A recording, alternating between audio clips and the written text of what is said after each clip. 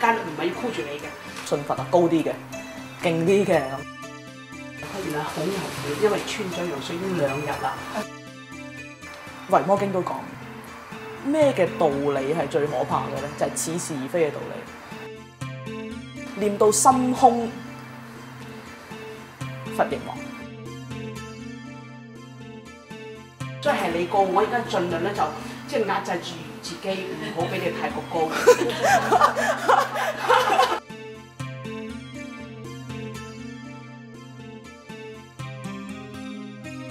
佢未出世，咪已經係被要生啦。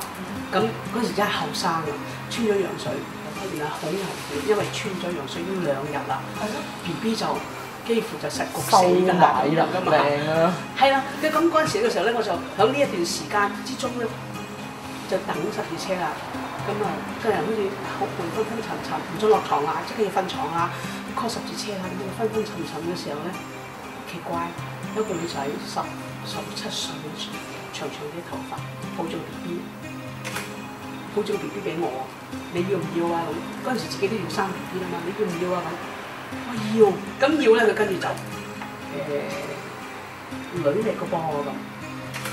咁嗰陣時我個感覺就係女都係噶嘛，你要梗係要啦，女個都要咁。咁啊好啦，咁就俾你啦。嗰陣醒一醒，咁之後咧焗咗2日啦嘛已經，咁之後仲B B 冇事喎，喺呢個大 B B 冇事。咁我就話呢個可能係觀音姐姐、觀音菩薩送俾你嘅一個禮物都唔定。咁出世之後咧，其實9個月識行識講嘢，一個好早熟嘅小朋友嘅小 B B。但係見到出家人咧，見到光頭咧，佢就合掌，好細個，仲手抱。9個月之前就手抱啦，佢見出家人就合掌，係咁拜係咁拜。其實4、5歲佢就跟我去啲道場啊、拜懺啊、念經啊。咁嗰陣時佢話：我要出家，我未會出家。咁我出家唔得，咁細個出家，你講玩笑咩？真係當我講玩笑㗎咋。咁但係佢講玩笑還講玩笑咧。既然你講咗話要出家咧，咁做阿媽咧就又開心又擔心啦。咁所以對佢嗰個管教係而家倒翻轉嚟講就覺得嚴格咗，對個妹咧就放鬆好多。嗰陣時講話要食齋，佢細細個嘅時候佢都係食肉噶嘛，因為跟婆婆住。咁直至有一日係6/4事件啊，咁佢又翻嚟同我講話，媽咪今日學校咧點講6/4啊，死到好多人啊，好慘啊咁，但係小朋友你幾年班啊？3年班，阿妹就1年班，大家同一間學校。咁我嗰陣時嘅感觸就係咯，你覺得人命人死，你覺得係好傷心一件事。咁我哋食肉都係一樣啫。咁我話你估嗰啲動物冇命冇生命嘅，都有生命嘅啫咁。咁兩姊妹聽完之後，佢好，我從而家開始我食齋，咁就係都食到而家。呢個就可能出家嗰個種子。應該係1988年。咁啊，嗰個腎裏邊生個瘤，唔知喎又冇乜嘢，咁就入醫院。咁我問佢咩事啊？我都唔係太清楚係咩事。不過你又馬上做手術，你同唔同意？同意簽名，唔同意出院係你嘅事。嗰陣時係同我無上，真係好，真係接觸到啊，完全都係接觸啊。仲要我寫遺囑喎。咁嗰陣時點咧？你都冇辦法㗎。咁佢就瞓喺度，要推入手術室之前，咁啊自己喺度求翻菩薩。如果我能夠康復，我能夠出得到院，如果我仲有命嘅，我可以出到嚟嘅，我將我嘅餘生，我係真係奉獻俾大家。到手術出嚟，咁個醫生話算係手術成功，照估計你都應該有1年到嘅。嗰陣時係啊，咁可以點咧？小朋友咁細，我可以點咧？冇得可以點㗎。咁嗰陣時就係話，算咯，點就點啦。咁一路1個月2個月都會做覆診，咁直至到一路覆診嘅時候咧，都會問你嘅進展點樣啊？你睇你嘅狀況，亦都係一路 check 住啦，幾個月。咁過咗差唔多幾乎1年啦。咁醫生就同我講，佢話我話俾你聽，唯一個可能性，你會咁樣康復過得呢1年咧，就或者係因為你係素食。咁但係同醫生講1年到而家20幾年啦。所以而家係好似過咗日，我係多咗一日啦，係呢啲係賺翻嚟嘅，咁就係喺嗰下我覺得就係我嘅喺人生裏邊嘅終極嘅目標就係有日我能夠出家。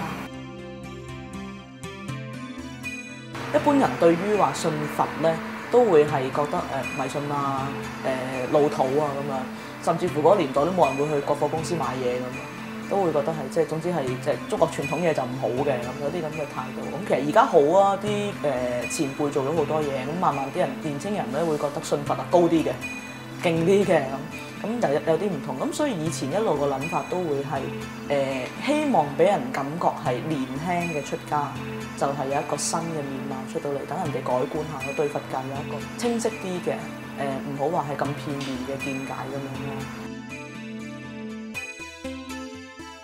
人成日都講，如果一個孝順嘅人咧，佢都唔理得去騙得咁解咯。我成日都會講，而家譬如你咁嘅年紀，你又出埋家，阿媽仲鬧你，你仲肯俾阿媽鬧嘅係你高咯，唔係我高咯。人中意話，哎呀呢個法師真係不得了咁好啊！佢媽鬧你，佢仍然唯落落咁樣點頭咁樣唔敢出聲嘅，唔敢駁嘴嘅。你話你幾叻？嗰陣時係你阿媽唔叻啦，所以係你高。我而家盡量咧就即係壓制住自己，唔好俾你太過高。其實好多人覺得俾阿媽鬧係覺得好醜啊，或者話大庭廣眾俾阿媽鬧咧，可能呢一世都唔睬阿媽咁。其實唔係㗎。我好記得呢啲嘢，我會成日同佢講，就可能佢都提到我40歲，我阿媽唔開心，我仲要斟茶，斟完茶之後佢都係唔拜休叩頭咯。有咩咁大件事啊？阿媽始終係阿媽，冇咩醜唔醜都冇醜呢樣嘢，都係父母啊嘛。以前咧就係話大家都未喺嗰度船。咁一段時間之後，我出咗家之後，我就好似哇名正言順啦，我上咗船啦嚇，到唔到岸係另外一回事，起碼我上咗船啦，咁就好寄望阿女你會唔會上咧咁？哇，到阿女都話上咯，嗰陣時咧就有啲雀躍啦，有啲寄望啦。你啲問過佢？寄望啦，真係會咁樣樣咯。而家佢出咗家之後，反而對佢真係有好大嘅寄望，因為我自己年紀大啦，而係你又讀到書，你係後又肯出家，咁嘅時候我真係希望呢個係。我成日同佢講，你係我生命嘅一個延續。我希望你係更加光彩啊，更加燦爛啊。點解？唔係要你有名有利啊，係你係真係希望你能夠為佛教做翻少少嘢。有時佢夜瞓啊或者咩嘅時候，晚飯都唔食，我啲晏晝冇食飯啦，我就好猛鬧佢啦。咁點解咧？我希望你做到80歲，即係最低限，我希望你係咁嘅。點解啊？我唔係錫住你，希望你唔使做嘢，我希望你做，但係又要你有身體，你先可以做噶嘛，有魄力先可以做噶嘛。咁而家你嘅色身就係要慢慢去用啊，你唔好一下就燒晒佢啊。希望你能夠即係多發一點光，多發一點熱咯，多為佛教做多少少嘢。有啲嘢我唔能夠做得到嘅，我希望你可以做到咯。咁我哋細個佢就已經係好興話要攬住豬絕啦，咁成日都話女我好錫你嘅，你知唔知啊嗰啲咁樣咧？咁我就會知道原來即係對人咁唔係話純粹話你係即係自己心裏邊好 OK 嘅，咁你就要講咯。咁係佢教我點樣要包容嘅，佢成日都教我㗎。佢話嗱世事嘅嘢咧，你過得人過得自己咁樣，你先可以做啊，凡事逆地而處咁樣，就會好啲咯。因為而家自己喺大學教書咧，咁都睇到其實年青人係有啲失落嘅。尤其是價值方面啦，咁因為我而家就開始搞啲課程多，咁亦都睇到咧，其實中學生咧嗰個問題都多嘅，即係有陣時佢哋都遇到問題，佢哋唔知點樣解決。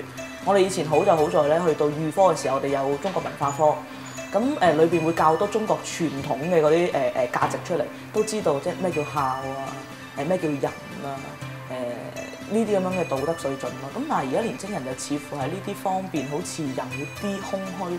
亦都唔知道乜嘢叫即係真係嘅大家係 accept 嘅嗰個價值，咁變咗就我其實想做咧，就係多啲用自己而家仲後生啊嘛，咁遲多20年就唔係後生㗎啦嘛，咁就盡量希望可以同年青嗰輩結個緣結得深啲。咁其實睇到嘅，可能佛教本身嗰個宗教嘅本質咧係要去到人年紀大啲或者經歷多咗，咁佢先慢慢會覺得係有用。咁但係我而家慢慢撞翻啲中學同學咧，佢哋以前都係即係可能純粹係佛學科咁樣對佛教有個認識。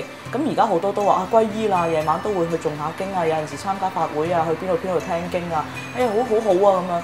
或者係有啲係遇到啲家庭問題咁，佢哋覺得其實佛教又可以幫助到，咁所以其實我都覺得係播種個階段係需要做嘅，尤其是係而家啲年輕人咧，應該係同佢哋結嘅緣可以深嘅話咧，希望就算而家即刻冇咩成果出都唔緊要，希望佢腦海裏邊佢記得咯，咁日後可以幫到多啲。